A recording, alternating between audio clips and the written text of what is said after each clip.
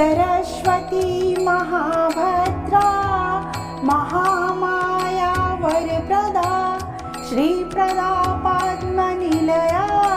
पद्माक्षी पद्मवक्त्रका सेवानुजा पुस्तकभृता ज्ञानमुद्रा रमापरा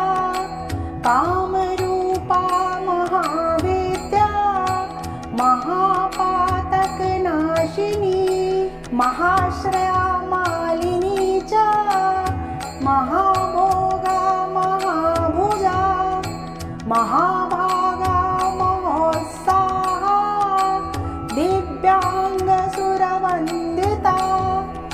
महाकाली महापासा महाकारा महाकुशा पिता च विमला विश्वाविन्दून् माला च वैष्णवी चन्द्रिका चन्द्रवदना चन्द्रलेखा विभूषिता सावित्री सुरसा देवी दिव्यालङ्कारभूषिता वाग्देवी वसुधा त्रिवा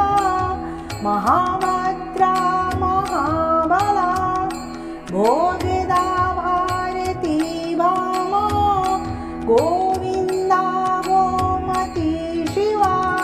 जटिला विन्ध्यवासा च विन्ध्याचलविराजिता चण्डिका वैष्णवी ब्राह्मणी ब्रह्मज्ञानैकसाधना सौदामिनी सुधामूर्ते सुभद्रा सुरपूजिता सुवासिनी सुनासा च विनिन्द्रा पद्मलोचना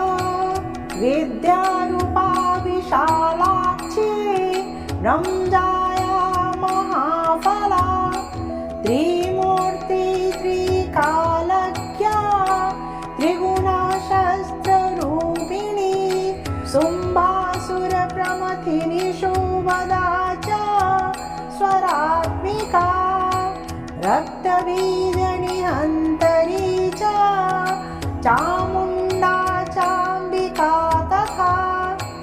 मुण्डकाया प्रहरणा धूम्रलोचनमर्दना सर्वदेवास्तुता सौम्या सुरासुरनमस्कृता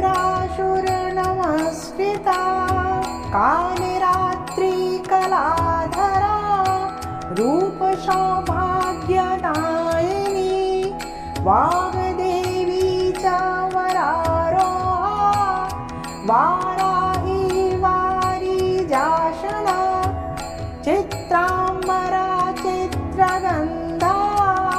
चित्रमाल्यविभूषिता कान्ता कामप्रदा वन्दा विद्याधरसुपूजिता श्वेतानना नीलभुजा चतुर्वर्गफलप्रदा चतुराननसम्राज्या रक्तमध्यनिरञ्जना हंसासना नीलजङ्गा ब्रह्मा विष्णु शिवात्मिका एवं सरस्वती देव्या नामनामस्तोत्रं शतम् इति सरस्वत्याः स्तोत्रशतनाम स्तोत्रं सम्पूर्णम्।